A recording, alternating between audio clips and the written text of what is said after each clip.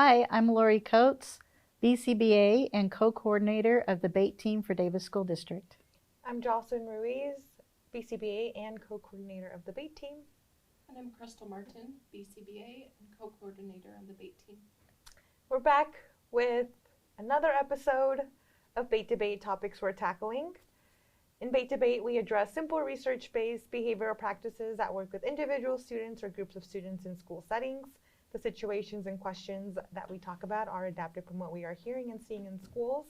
These are common struggles with students of all abilities, and although they are simple strategies, they will be effective at decreasing challenging behavior and making your day just a little bit easier.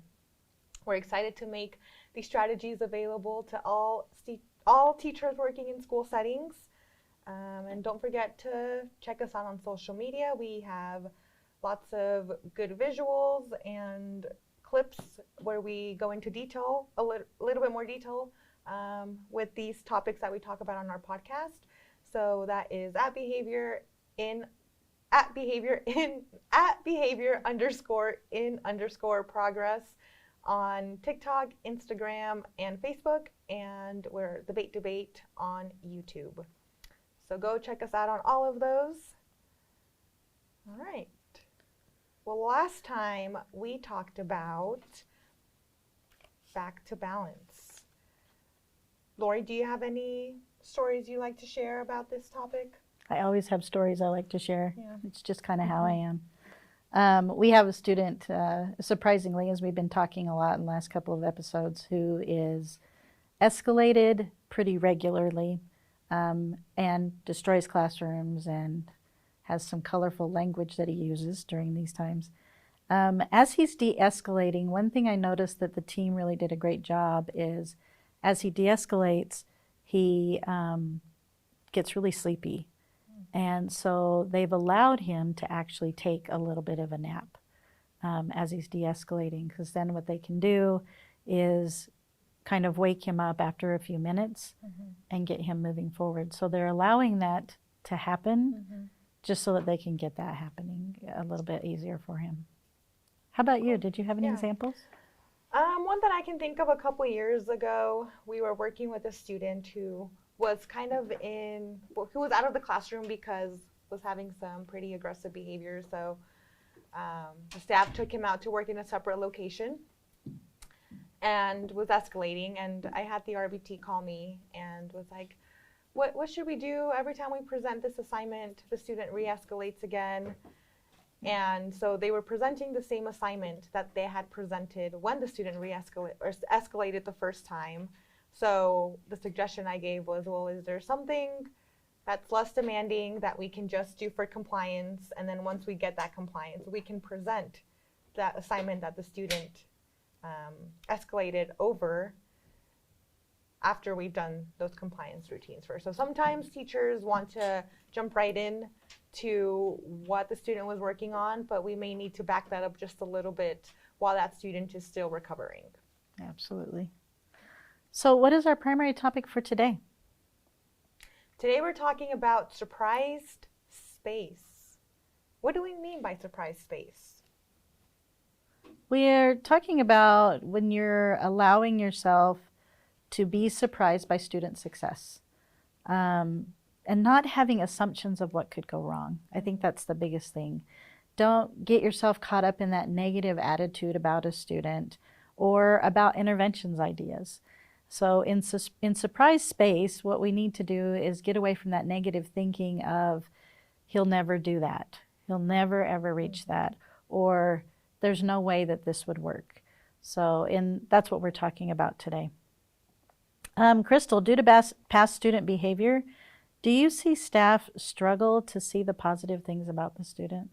I think so, yes. I think sometimes the teachers are worried they maybe have some fear about the behavior happening again because they had very difficult escalations before, and sometimes staff are just so exhausted and tired after a difficult situation that they have a hard time thinking of anything positive. Some staff may be worried about that if they talk to others or if they're checking in with us, that we're not going to validate their feelings. Right. And the challenges that they are facing. And some staff may not have the confidence in their ability to support the students. They may struggle supporting them. And I think also sometimes we see the staff focus on past behaviors that may end up in a way poking the bear. Right. Because they remind the student of other consequences that they had to face, or they may respond to what is actually normal kid behavior, but they get concerned because of the history with the student. Yeah, absolutely. Jocelyn, what are some practical strategies for staff who are in this place of struggle? It's important to be prepared. Have your ideas in mind of how you'll respond to challenging behavior. It's also helpful to have somebody that's not working directly with the student take some data. The reason for that is because they take the emotion out of it, so they haven't been dealing with the challenging behaviors, so their data can be more objective. Let's see. You also want to stay consistent with your interventions. Don't give up because it didn't work one time. We hear this a lot where staff are, oh, we've tried that for a day, but it didn't really work, and so we stopped. Keep trying.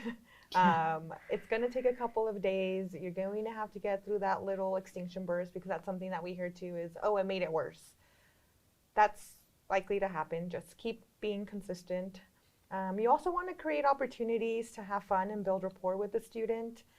We talk about this so much, but it's very critical to do.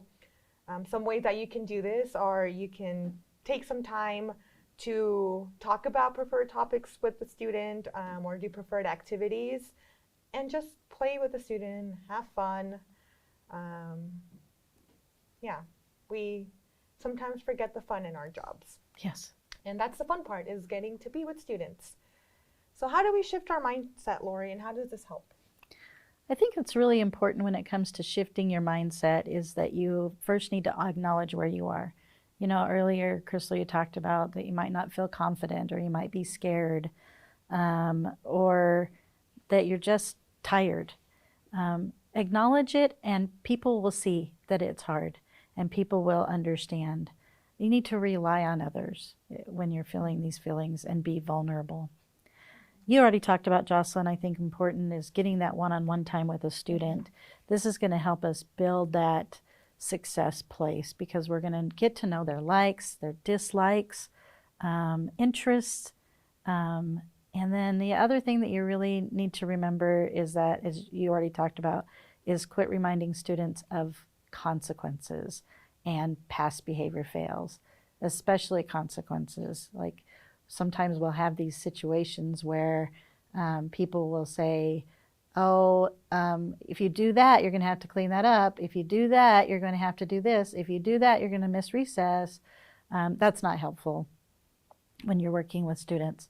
Had an example recently where the student has difficult bus behavior. So on the bus, things are a little bit harder. And so that we have some reinforcement for right when he gets off the bus every day. And the bus driver actually had the reinforcement and was ready to give it to the student because he'd had a really good day. And lo and behold, as the student was getting off the bus, he said, "Good day on the bus." And the driver said, "You had a good day, but remember you had a bad day yesterday, so you don't get this."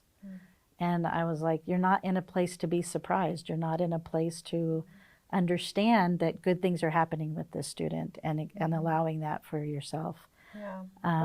Sorry. Go ahead. No.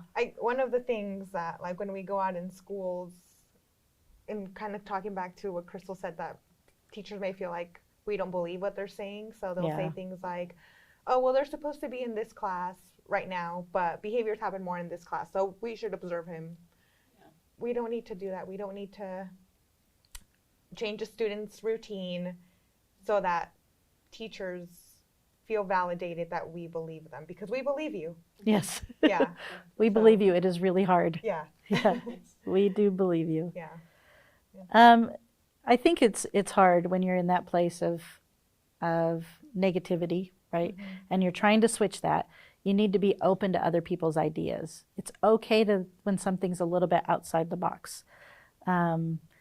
And if you allow that shift for yourself mentally, you'll be able to see the success of the student. And then you'll be able to have opportunities to reinforce. Once again, our favorite topic is how do we get time to reinforce students? And the important thing to remember when it comes to reinforcement is we like people who reinforce us. Mm-hmm. That's just a thing. We like people who reinforce us. So if you allow yourself to assume some more positive and try not to assume the negative, I think you'll have more opportunities for reinforcement and more opportunities to really enjoy the student and like each other, which sometimes we forget about the like.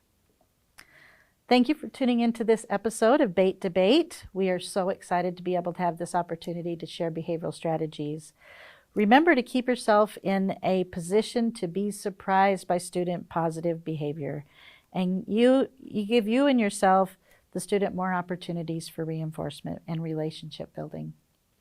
We hope the information presented today was meaningful to you all. And we also have a lot more exciting topics to keep you and your educator friends reeled in. Please like and share, and we will catch you next time.